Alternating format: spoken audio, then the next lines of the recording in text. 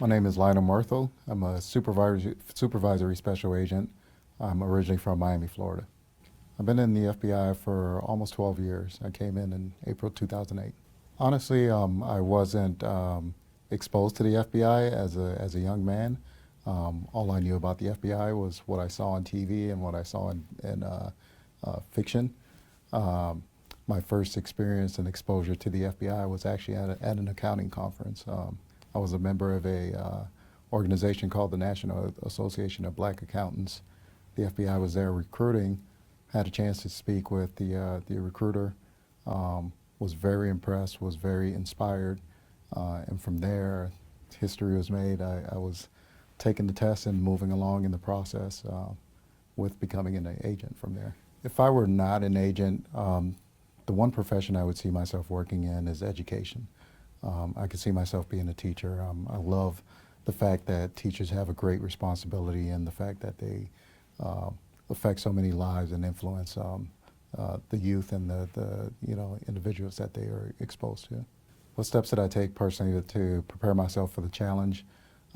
First was to get into shape to actually pass the physical fitness test. I was in shape, but I wasn't in shape up to the standards so I can successfully do well on the FBI physical fitness test.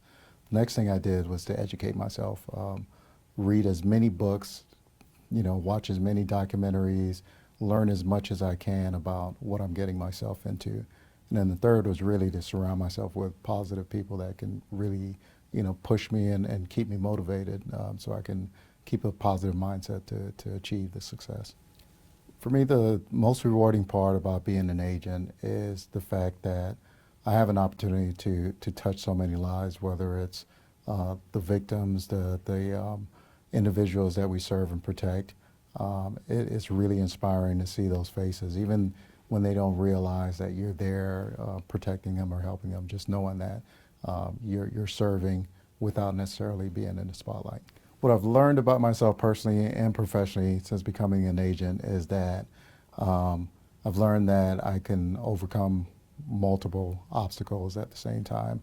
I've learned how to fail as well as how to succeed. One of the things about being an agent is a lot of times you have to learn by trial and error. There are things that you can plan for, and then there are things that you absolutely cannot plan for, and you have to be able to overcome and adjust and adapt to each of those situations. One of the major myths about being an FBI agent that's not true is the fact that we don't play well with others. Most of the time you see on TV and in the media that there's an arrogant FBI agent that walks into the room and takes control of a scene. That couldn't be further from the truth. We can't do our jobs without the help of others. So we have to be able to work well. I've been lucky and worked in task force environments for most of my career, and it's been instrumental the amount of help and collaboration that I've been able to see between local, state, federal, and even foreign partners that we work with. One of the major myths about being a black FBI agent that's not true is the fact that we do exist. Typically, you don't see many black agents on television or in general. But the fact is that there are many black agents who are doing well, who have done well throughout the history of the FBI. And so we are here and we're trying to inspire others to pursue the same goal and career aspirations. My dream location would be Orlando, the Orlando Resident Agency. It's a satellite office out of the Tampa field office. The reason why I'm originally from Miami, Florida, I have several family members, including 3 of my siblings in the Orlando area.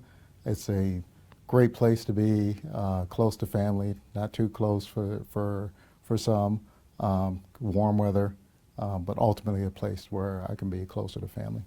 One of the things I would say for young black boys and girls who are aspiring to be FBI agents is to make sure you start building your brand at an early age. Start really focusing on who you are, your character, and what you stand for.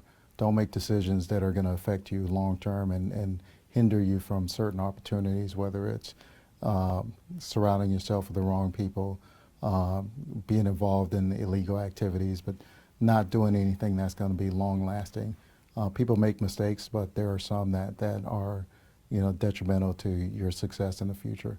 And then just, really achieve, trying to achieve as much as you can, and really understanding that any of your career goals or aspirations, they are reachable and they're very attainable. I think the efforts that can be taken to inspire others to take a job in the FBI, especially in the African American community, first and foremost is having us, seeing us out there, the black agents who are currently in, sharing our experiences, explaining to others, whether it's dispelling the myths or explaining about the career itself, and really answering the questions from a relatable position as to what it really truly means to be a black FBI agent, especially in this day and environment. It's a challenge to balance self-improvement, career, social life, and family as an FBI agent, but it's an ongoing priority for me personally. One of the things I do is I put family and faith first.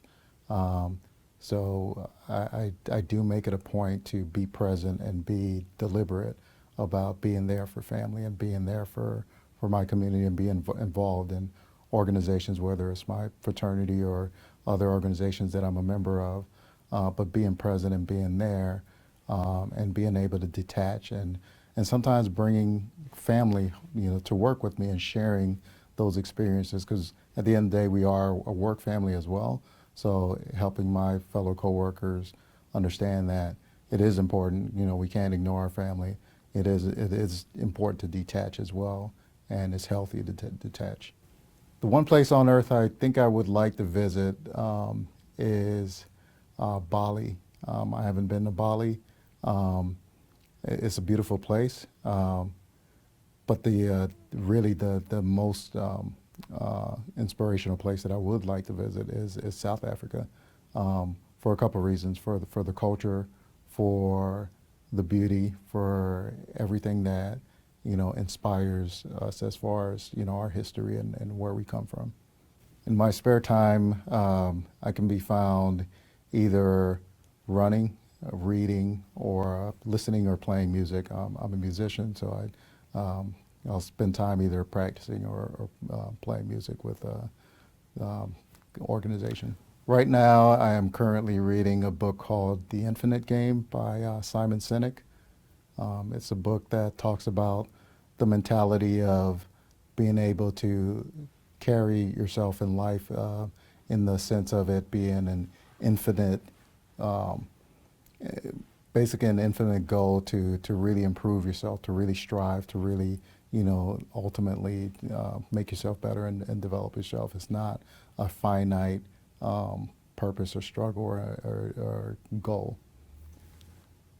As I've said before, as far as being what's on my musical playlist, I am a musician, but my music varies from rap, Jay-Z, to gospel, Andraé, to Beethoven, classical, to Wynton, Marsalis, jazz. I can go from trap music to classical if I shuffle my playlist, so it really varies. I think the one quote that speaks to me, and I'll probably butcher it, is a quote by Dr. Martin Luther King, is the ultimate measure of a man is how they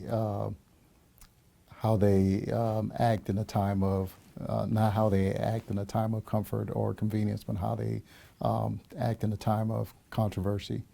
It really speaks to kind of the daily struggles that we go through, and there are good times, there are bad times, but we have to keep true to our character. It's not necessarily a quote, but it's a kind of a mindset that you have to live by.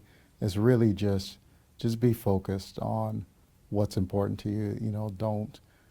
There is a book called On Combat by Lieutenant Colonel Grossman, that talks about the mindset of people who view themselves as sheep, wolves, and wolves. So it's understanding who you are in this environment, and understanding that even though we can live in a place of rainbows and unicorns, that there are, bad things that happen in our world, in our country, and to be vigilant and be cognizant of that as well.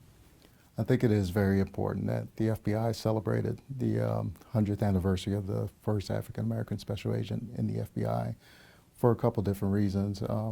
Most importantly, for the fact that it was a major achievement in that day and age, in 1919, to have an African American enter the FBI, especially at a time when the country was recovering from a World War I, in a time where it was a very segregated environment. To achieve that position during that time frame was really, truly a very monumental achievement. For those who are currently in, it reminds us that there are so many individuals that came before us that really paved the way for us to be here currently as African American agents. And then we should, not take that for granted and actually continue to build upon that legacy and make sure that we're improving the FBI and building upon it, upon the successes and the legacies that were built before us. One of the things that I would like to share is that this is truly one of the greatest jobs in the world.